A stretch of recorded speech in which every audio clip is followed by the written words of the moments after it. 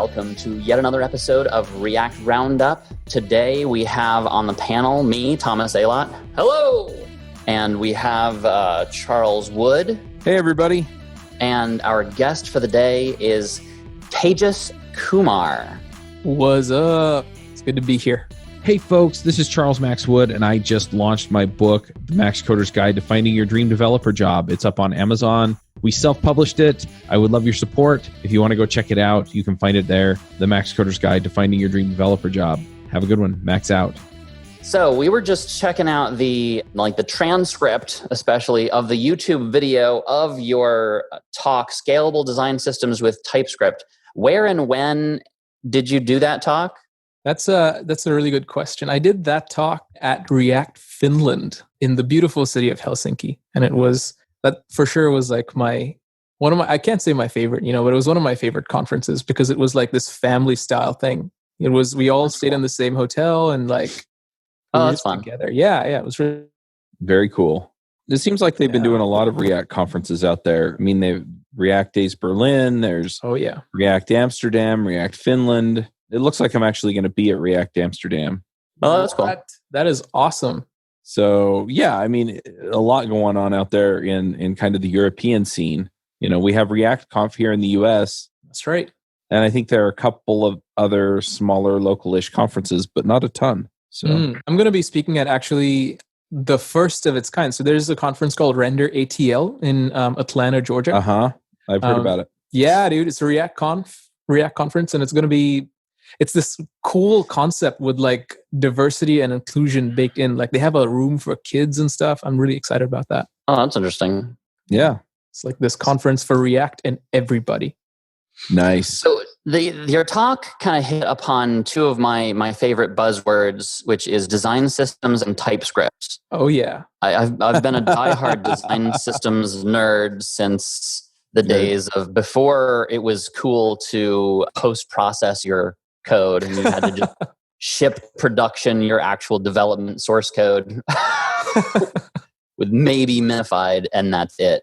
Wow. Yeah, I know. And TypeScript is my latest addiction. I guess it's been a couple of years now. And then React, obviously, because it was React conference. So React, design systems, and TypeScript. So how did you fall in love with all of these things, or at least, come to talk about them so passionately? Yeah, that's, it's looking back in hindsight, this is actually something I can't say I wish never happened, but I think it was kind of a mistake, where it all began, because we started.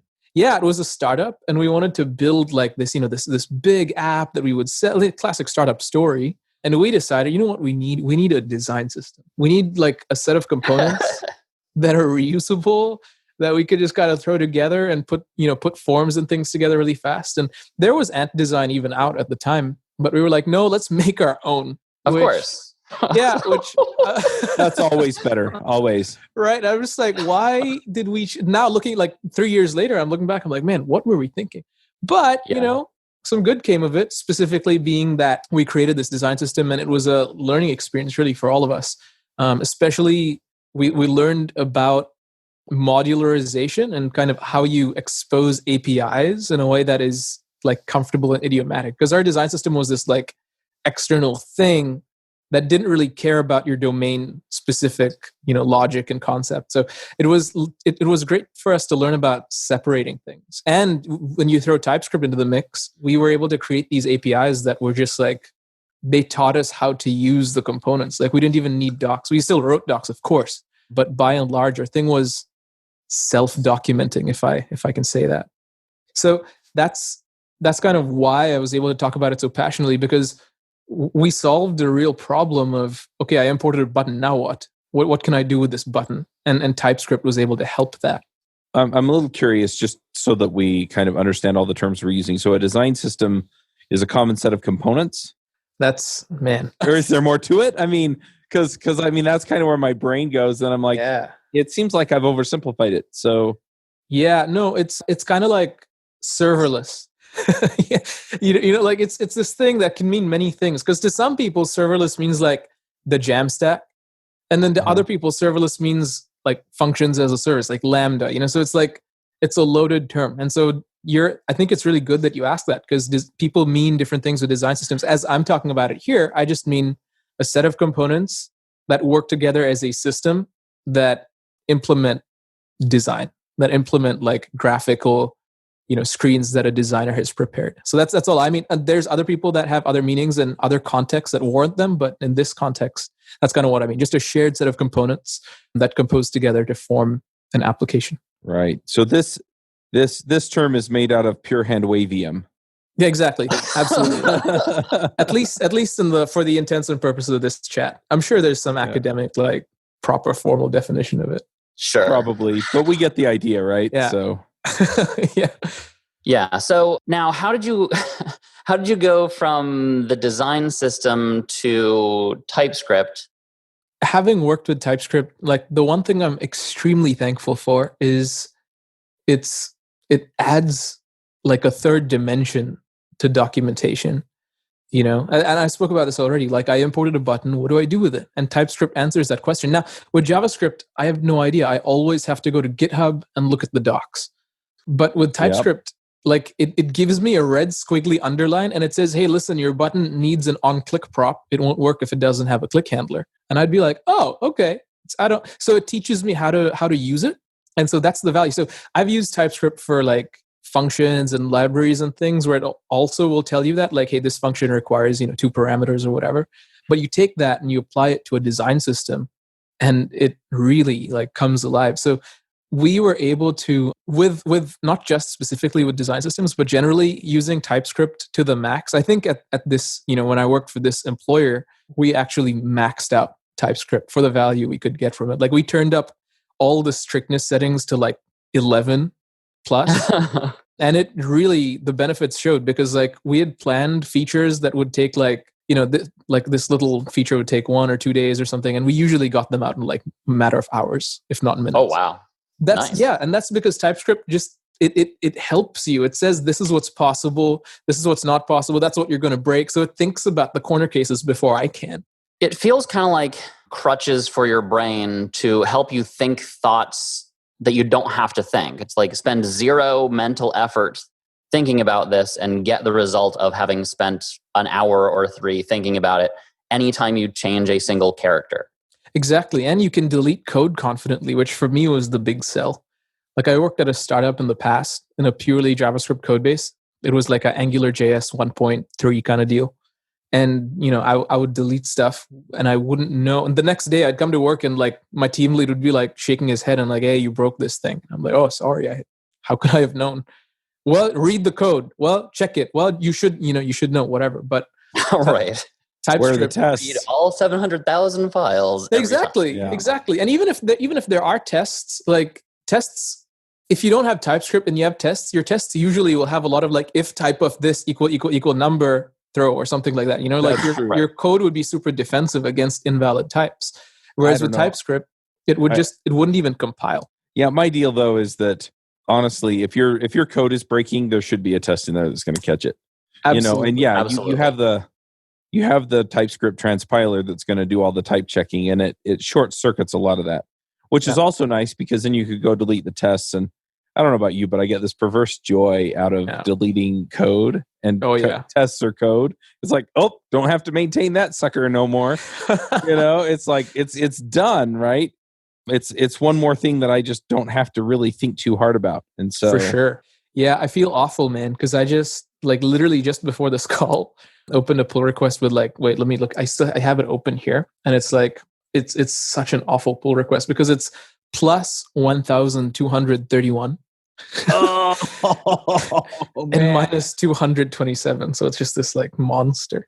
What, did you just run prettier? I wish. No, I added like an entire CRUD flow for a resource basically, and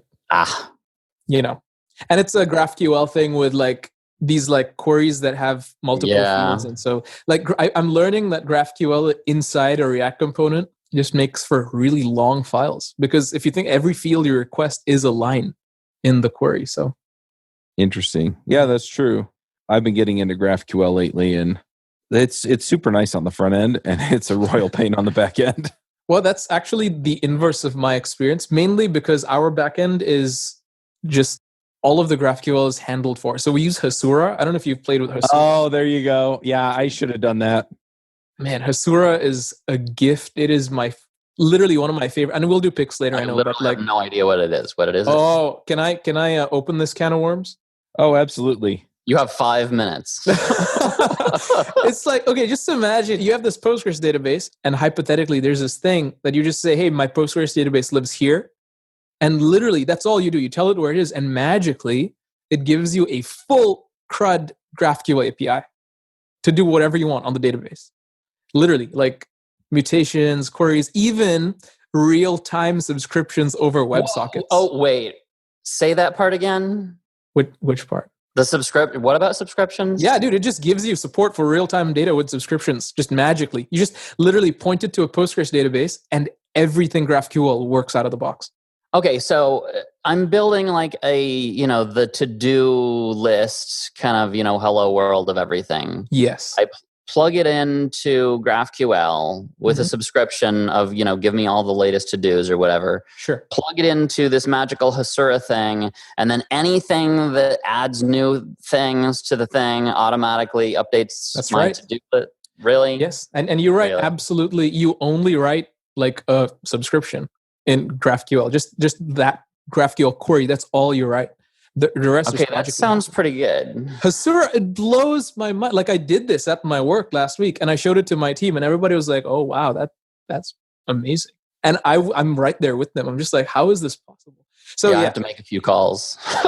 Hasura, Hasura used to sponsor some of the shows. One of the things that I'm curious about, though, and this is something that I never actually got around to asking them, because I'm like, this is nice, but I'm always in a position where I have to maintain permissions and stuff like that. So is that all built into? Yeah, they have a notion of roles. So I haven't played it extensively with permissions, but yes, I mean from the docs at least, they definitely support role based permissions. Nice. Okay, that sounds pretty epic. And all you need to do is like literally enter the URL of your Postgres DB. That could be something on RDS or whatever, and it just magically gives you a full featured API. It's crazy. Yeah, love it. Now I have to figure out how to cheaply host a Postgres database. There are a lot of options for that. Yeah. You could. Heroku. Gotta spend a day Googling. Yeah. You could even just do it locally with Docker Compose. No. I scale to infinity from day 0 or nothing. Do you live in San Francisco? Sounds like that dialect. No, I'm in Florida. Oh, that's where my company's base is, where I work. Oh, that's fun. What company? G2I. Oh, yeah. G2I also a sponsor. I should point that out. What? That's cool. Yeah. So you think I'd know that? No, it's fine. I talk to the marketing people, and then we have the tech people on the shows completely independently. Incidentally, I didn't line this up, but anyway, I know we're talking about design systems, but I'm really kind of wanting to dig in on this a little bit more. Yeah. I don't want to go into GraphQL for too long because this is not a GraphQL show, but I'm still kind of in love with tearing this apart a little bit more. Well, to be fair, GraphQL is part of the React family of technologies. Yes. So, that's true. Everybody else has adopted it now too. Yeah. I mean, ask Tom Okino. He's the director of all that jazz. Even Relay, which I've never used, but seems cool. Yeah. Yeah, Relay's hot. I just never got the edges and nodes thing. This is me showing off my ignorance. But I genuinely I see the words edges and nodes in a Relay query, and I'm just like, what does this mean? Oh, yeah, that's all based on, it goes back to ancient, kind of the Facebook Ent framework, which is everything is either an entity or an edge between entities. Oh, and a gigantic graph of all data. Wow. It's very powerful. If you know how to use it. Yeah, I mean, there's a little bit of a learning curve. I remember when I first started there, it was like 6-week boot camp. I don't know if they still have that, where they teach you all of the things. Interesting. Anyway, I'm going to push us back to design systems, but Good idea. Now I'm really wanting to go play with Hasura some more. I'm working on a web app.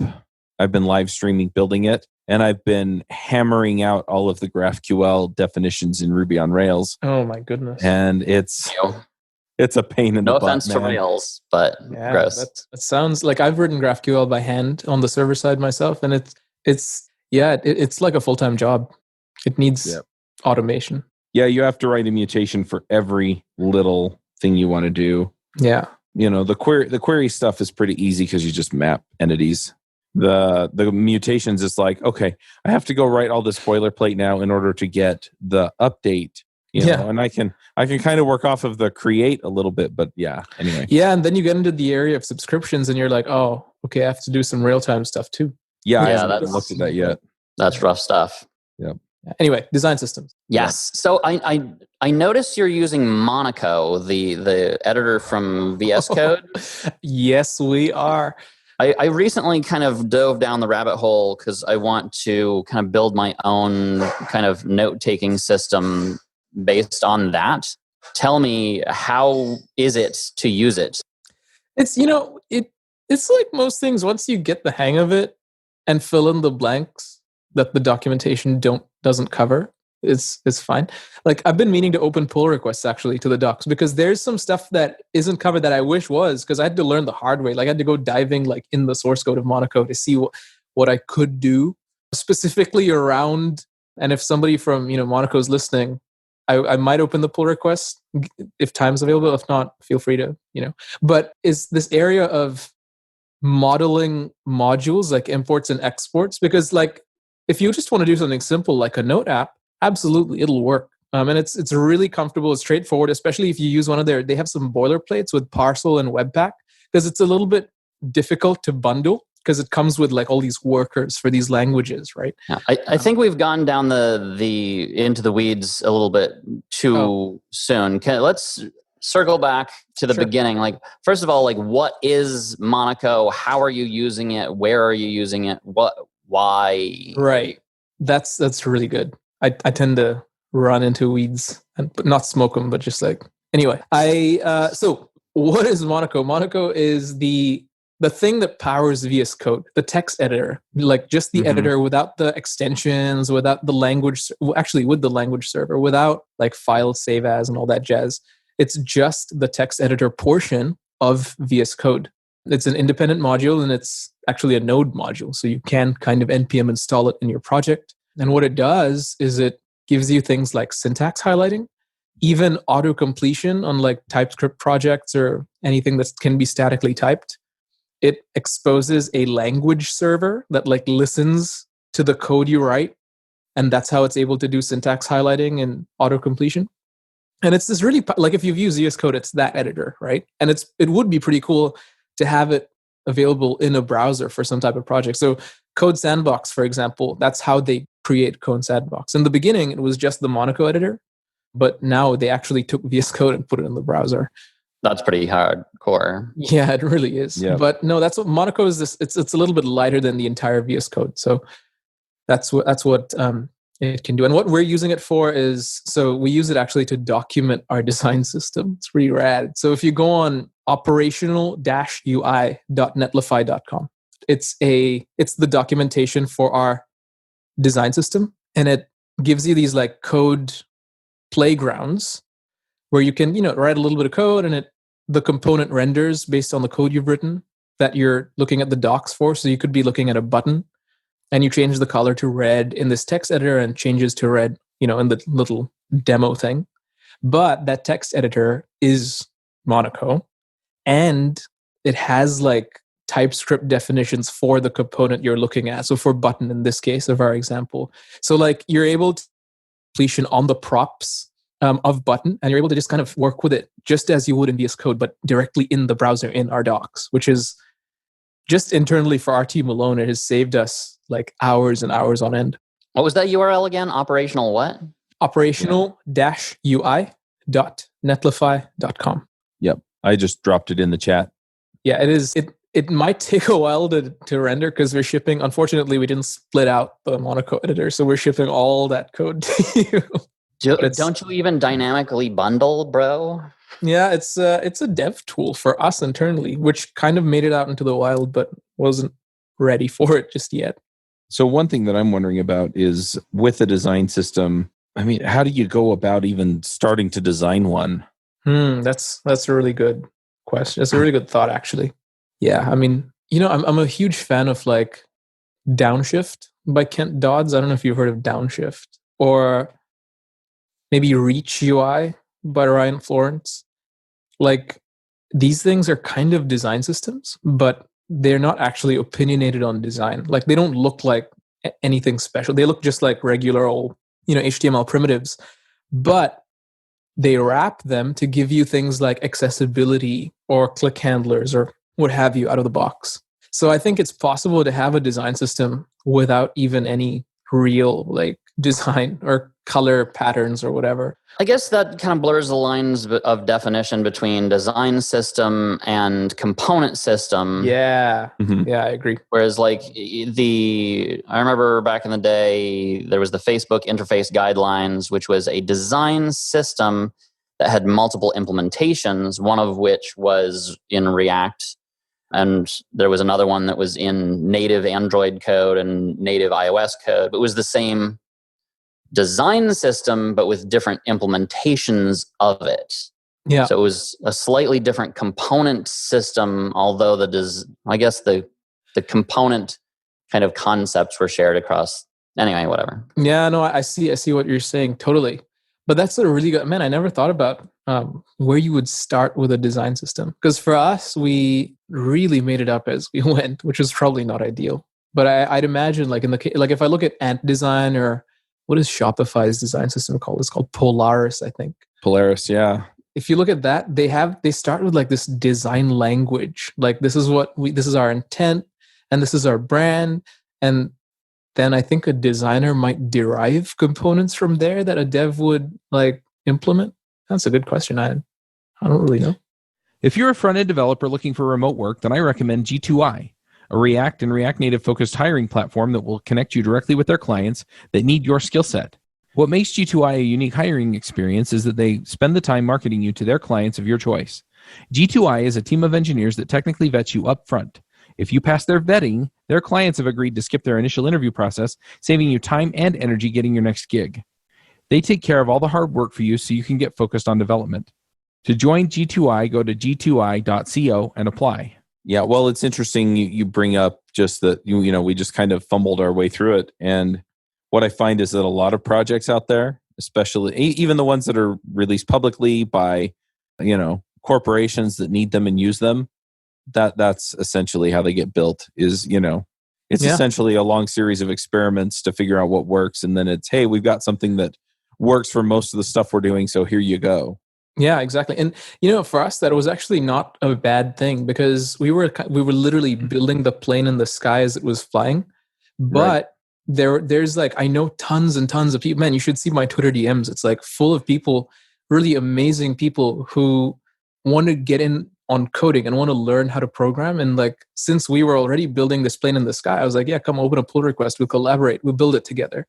And so like a lot of people made their first pull request to any open source project ever on our component design, on our design system. That's huge. Yeah. And it was kind of this vehicle for like mentoring people. In fact, one friend of mine, Adil, kind of just started with some PRs. I've never met him before in my life. Started with some PRs, and on the the PR is still there. It's merged, but it's on GitHub, because GitHub remembers everything. It's like he couldn't quite rebase his branch on master because he didn't know the difference between like a pull and a rebase. Mm-hmm. And so like there's this awesome conversation thread where we like mentor him through it, and then he learned it in the end. And long story short, he actually ended up, so he made the pull request from like Pakistan. And he wanted to come to Europe, and he ended up getting a job here in Berlin, actually, among other factors, which I think is just really cool. So it's this thing that we were fumbling around, but it also had a lot of benefits to fumbling around for more than just ourselves. Yeah, I love that, where, somebody, makes a contribution and they learn something that helps them get further down the road. And I've had a number of conversations on various podcasts. I think the one that is most recent, most poignant was on the Clean Coders podcast, which is a show that we just launched this week as we record this. And I was talking to Chris Powers from Thinkful. And he was talking about finding a mentor. And just having somebody walk you through this stuff is so powerful. Definitely. But also, just having the system out there where, somebody else can come in and kind of fumble their way through it as well and move things ahead. Yeah, if you think about it, that's kind of all software engineering is. Yep. I don't really believe it to be this like academic genius thing where we all have it all figured out. Like Right. I've spent enough years in this industry to know that no, we're all fumbling around, man. But that is pretty huge because that's, I mean, how I learned everything I know is from hanging out with all the MooTools guys on IRC. And when I didn't understand something, I would go and figure it out. And then I would, ask people on there. It was very interesting how we all kind of figured out what this means in JavaScript. around the same time. Yeah, for sure. Although like my experience with that was a little bit different. I was, for whatever reason, often like, I felt unsafe to ask questions because I felt like everybody wanted me to know the answer already. So I was just like, okay, well, I have no one to ask. I'm just going to Google ad nauseum until I figure something out. So I never really ended up doing a lot of the asking. Now I'm more confident to be able to ask, but like in the early days, absolutely not. That's why I it's so think that's useful to pretty have common, too. safe spaces where people feel comfortable and safe to expose their ignorance, our ignorance, without repercussions. Yeah, when in reality, there are no repercussions. We think there are repercussions, but actually, like from experience, the more I've been open about, hey, I don't know what Kubernetes is, the more like people have helped me as opposed to judged me. The real repercussions, I think, are just us blocking ourselves and stopping ourselves from, I guess those are pre-percussion. Well, whatever. Yeah, no, I hear what you're saying. Yeah. We got to get over our pride, man, because then we actually ask the questions. Like I would love to know Kubernetes. I still don't. I'm trying to figure it out. But We have a DevOps show for that. Ooh, okay. I'm interested. I'm going to listen, but I don't want to stray from the design systems and TypeScript. Although Kubernetes like is an enigma. To me. One thing that I'm curious about too with the design systems is we kind of talked a little bit about, Kent and Ryan's different systems that are kind of basic systems. They don't really rise to the level of design systems. And so, I think we've kind of said, okay, it has to have at least a certain level of functionality and things like that. Are there things that you don't put into a design system? Things that you keep to the side? Yeah. For sure, man. I would never put, this is actually a conversation we had as we were building operational UI. So I've quit the company that built operational UI, though it's open source, so I still contribute. But when I was on the inside, we would have these discussions of, should this live in operational UI or should this live in our internal application? And so if there was even the remote smell of like, organization specific logic in the component, we wouldn't open source it. So for example, operational UI ships with a color scheme. That color scheme is the company's brand colors, which is, whatever. But if there's anything more specific to the company in there, that's probably something we shouldn't put in the design system because it doesn't really make any sense. It's like kind of leaking our own implementation details, but into the design system. Yeah, I like how the React team has systematically tried to remove all of the Facebook specific stuff out of React and similar things. I mean, it's still in that ecosystem, so it's still very much based in their needs. Yeah. But you don't see a lot of the weird internal specific stuff. Yeah, definitely. Like, and the person asked me, why does React keep introducing all these new primitives like suspense and hooks and all this? And my answer was like, well, I'm not on the React core team, so I don't know definitively, but my answer was probably because Facebook needs them, which basically, I guess if Facebook needs them, we need them too, Yep. Definitely. Especially suspense. I mean, and hooks. We needed that desperately. Oh man, hooks, like such a dream because just like classes could not be minified. And so we used to ship so much code to our users, so much. Yeah, no, I've never been a fan of JavaScript classes. Yeah. Which is why they were kind of the thing back in the MooTools day. But but like in all my experience with JavaScript classes, it's like trying to walk up an escalator that's going down. It just it really doesn't seem to work well. And this was the one deterrent for me as I wanted to get into TypeScript was I thought it was like, oh, TypeScript allows you to write classes. TypeScript's all about classes and OOP, and I don't want to write classes and constructors and private, public, protected scopes and all this. Same. So that's the reason I stayed away from TypeScript for as long as I did. But once I realized, wait a second, it's literally JavaScript, but with some extra syntax, I was like, oh, cool. And that's actually what got me into TypeScript was realizing, oh, it's not just classes. Awesome. Yeah, I was exactly the same way. It had this smell of like C# and like Java and all this stuff. And not to knock C#, C#'s awesome, but Java can be fine. No, my issue with classes, just in literally every language that is class based. So Java, for example, is it's the mental model is not this has a component, but it's more of this is a thing. And the problem with that is, yes, you think of a car in terms of a car or a vehicle, but you don't build a steering wheel and then put it everywhere, in a ship, in a car, in an airplane. Like, that to me is functional programming. It's this, like, I build this one thing that is a thing and it goes in multiple places. Yeah, the whole strict inheritance thing really gets you in trouble. Like, I remember hitting it doing Android development and trying to replace an implementation of something, but it has to be a subclass of this specific class or a specific instance of this exact class, and you can't swizzle it. You can't, do something that's exactly the same but slightly different. It's just And there's also the question of what. Like, I always struggled with static things versus instance things. For me, it's a little bit too esoteric. Whereas, like, I think we all as humans, I could even talk about functions with like my mother, like, because we're all like, we intrinsically, as we grow up, we kind of learn what a function is and how a function works. Not specifically in code, but the concept is kind of baked into our everyday life. One of my functions is I wake up and I take a shower. I could literally call that a function and model it in code. Whereas with classes, it's a little bit different, I think.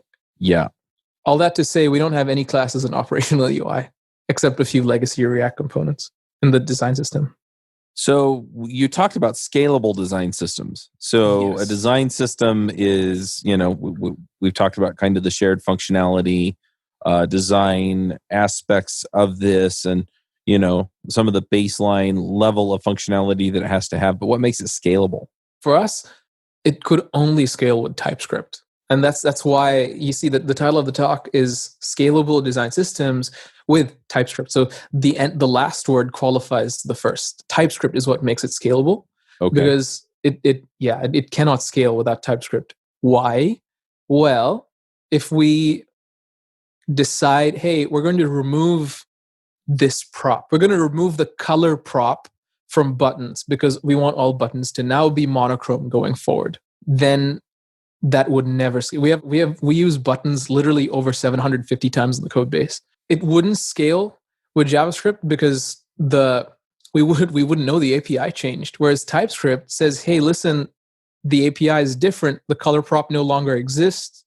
Therefore, we can go throughout the entire code base, 750 occurrences, and fix it because TypeScript shows us exactly where.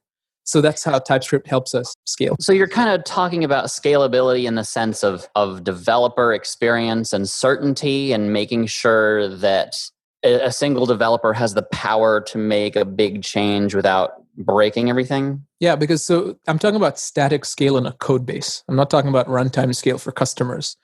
Gotcha. Yeah, because I mean, code bases do scale. Oh my goodness. Like you start a code base with 3 pages and 17 components. And then next year you're in like tens of thousands. And this is exactly Facebook's problem right now. And this is also why, everybody praises React for like, oh my goodness, React has no breaking changes. How amazing. But it's simply because Facebook cannot afford giant refactors. And that's often why React will not have breaking changes. Or if there are, there will be code mods. Because, you need to make changes in a way that scales. So in that sense of scalable, I think React is in an interesting position, not necessarily because of the particulars of React, although there are many, but I think just the kind of the cultural standards of the React ecosystem is what you said, is like it should be seamless to update. Correct. And backwards compatible if possible. Yeah. Or at least a path forward. Yeah. Not, byte for byte compatible. It's insert a code mod here and you're done. Yeah, for sure. What did you think of with scalable? What's the other idea? Typically when I hear scalable, I think, runtime, server, it works fast, that kind of thing. Yeah, and you can run lots of it, right? You can write big things with it. Right. Right. I see that. Yeah. I guess the other thing that I'm looking at with this is that, we're kind of talking about using TypeScript to catch these issues and things like that. Do you actually have tests and stuff like that on TypeScript? And I guess the other thing is you've already told us that you've kind of implemented TypeScript to the nines, so you've got all of the type definitions and everything else sitting in there to make it work, right? Yeah, totally. And this is again where I would tip my hat to Kent Dodds, because testing JavaScript.com it makes a lot of good points, specifically the point of test behavior and not really useless implementation details. And so that's kind of what we do. We have a lot of types. So impossible states are impossible. What I mean by that is you can't have a tooltip that's positioned on the top and the bottom at the same time, right? Like the compiler would be like, what are you trying to do? So we don't test for that because TypeScript will tell us that's impossible and we'll refuse to build our project. But some things we do want to have unit tests for. For example, we have a hook in the design system, which isn't even like a visible element on the UI. Regardless, we have a React hook. It's called use URL state. And I love this thing. My coworker at the time, Fabien, his name is, he came up with this thing. And it's like use state, but it's like the same API even as use state, but the state lives in your browser's like query params. But like to set it and to update it, it's exactly the same API. So this thing obviously works with like the browser and relies on encoding and decoding kind of a query string. And so that type of stuff we definitely have to unit test for, just to make sure it behaves the way we expect and there's no odd characters in the URL and stuff like that. That's sweet. I think I've implemented the exact same thing, but my implementation is probably not very good. I'm going to steal yours. Fabien's implementation was so good that I copied it from operational UI into this internal thing we're doing at G2I, literally from my old job to my new job, because it's just that good. Nice. Well, anything else we should talk about when it comes down to scalable design systems that we haven't covered? I think one thing that is also really important, and this is where our scalable design system failed and wasn't very scalable, was the area of themability. And for me, it's an unsolved problem. I don't really know how to create a design system that supports theming in a good way. What I mean by that is a design system that makes it, kind of as easy as running like npm install React, right? Like a design system that makes dark mode that easy. And so that is something I'm trying to figure out. And that's, I think, maybe the one undiscussed thing. We don't tend to talk about theming that much in design systems, but it's definitely an interesting area for me. Yeah, most design systems are specific to one design. It's rare that you have something like a material design or whatever that's intended to be themable up to a certain point, I guess. Yeah, for us with operational UI, we wanted it to be super themable because we plan to use it not just for our tools, but we had a lot of companies coming to us and saying, "Hey, can we have this?" So it was, our company back when I used to work there was a data science company, and so a lot of customers would come to us and say, "Hey, can I have an analytics dashboard for this, or can I have a geo mapping dashboard for that, or whatever?" And so the goal was to build them UIs that kind of look like our stuff, but with their branding. So that was the need for theme, and it worked pretty well for most cases. But when it came time to go dark mode, we'd realized we'd not really thought it through. Right. It'd be interesting to see how material design does it. Yeah, leave it to Apple to always, upturn the apple cart and make everybody re-engineer everything. Yeah, that's true. But that's good. We need something to shake us up out of our comfort zone occasionally. That's Definitely. right. And I'm a huge fan of dark mode. Man, I love dark mode, especially because my phone, it's an iPhone 10. It has this OLED screen. And so if I can save battery and just have these beautiful deep blacks, absolutely. So I'm definitely on the train. It's just we have to update a lot of web application logic now for it. Well, I really appreciate you coming and talking to us. Yeah, awesome. Back when functional programming was making its resurgence, I found it really interesting that a lot of people were moving over there, and it almost felt like it was on hype. And I didn't really understand the power of functional programming until I learned Elixir. Elixir is a functional programming language. It's built on the Erlang virtual machine, and it really does some interesting things and makes you build apps in a different way. But what's really fascinating about it is the speed of the applications, the ability to distribute work easily, and just how it manages the functional programming and all of the nice things about it so that you don't have to worry about side effects and a lot of the other things that come out of functional programming. Plus, pattern matching in Elixir is a killer feature. If you're looking for a new language that you want to learn that is going to make a difference for you and give you the opportunity to challenge some of your thinking and find a new way of doing it, Elixir is a great way to go. And we have a podcast now on Elixir called Elixir Mix, and you can find that at elixirmix.com. It's definitely time for picks. Oh, yeah. So, C-Dubs, is your turn first. Me first, huh? All right. Well, I think I picked this before, but I've really been enjoying it, kind of getting to the end of it. It's the book, The Name of the Wind by Patrick Rothfuss. It's taken me a while to kind of listen all the way through it just because I'm busy, but I've really, really been enjoying it. And so I'm going to pick that. I also want to shout out about the Clean Coders podcast, launched this week as we record this. So by the time you get this, we should have like 5-6 episodes up. Nice. It's been awesome. The first episode was with Uncle Bob Martin. And then, like I said, we've talked to a whole bunch of other folks about all kinds of stuff. And yeah, just awesome interviews. So I'm going to shout out about that stuff. And yeah, and then just go check out devchat.tv/workshops to see kind of the group coaching offerings that I've got coming up over the next few months. And yeah, stay tuned for other stuff. I'm working on a whole bunch of other stuff. And yeah, super excited about that. Yeah, I think those are all my picks. Awesome. I'll go next. So I have another physical option. I've picked it before, but the Checklist Manifesto, I'm rereading it and kind of studying it in depth and seeing how I can apply this in my life. Of just like, there are certain aspects of our lives that, imagining I am made of code and I can program myself.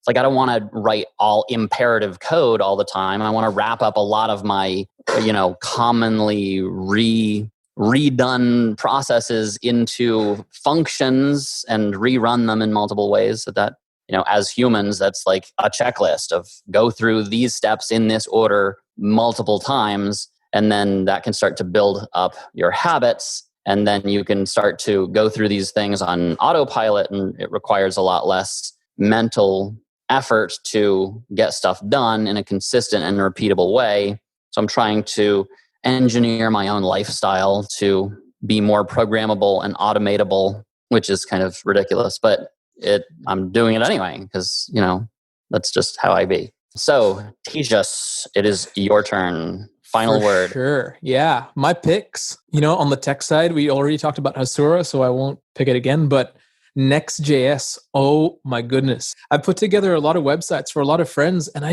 use Next.js, and it blows my mind every time. The way it works with TypeScript out of the box, the way I install it and it's ready to go and it's opinionated, so I don't need to think about my folder structure. And I love Next.js. So that is a pick for me, a hard pick this week, this time, whatever. On the music side, I've been listening to a lot of Switchfoot. Absolutely love this band, especially they have an album called The Beautiful Letdown, and I think moves me every single time. And then lastly, so I've been getting a lot of messages and things with really amazing people asking me to mentor them. And I've seen a lot about this topic in general, mentorship. And so I have to shout out this book. It's called Power Mentoring by Susan E. Murphy. And it's an amazing book that really presents a different idea about mentoring than I think most of us have. The book talks about how, traditionally a mentee will usually wait for guidance from the mentor, and the mentor has to be super involved and in a sense really spoon feed the mentee. That's kind of the idea we have, at least. I want a mentor to show me the ropes. I want a mentor to help me. But this book kind of flips it on its head and presents the idea, actually, you could be a mentee that is extremely proactive and have a network of mentors. Yes. Love it. Okay, awesome. We will see you next week on React Roundup. Bandwidth for this segment is provided by CacheFly, the world's fastest CDN. Deliver your content fast with CacheFly. Visit CACHEFLY.com to learn more.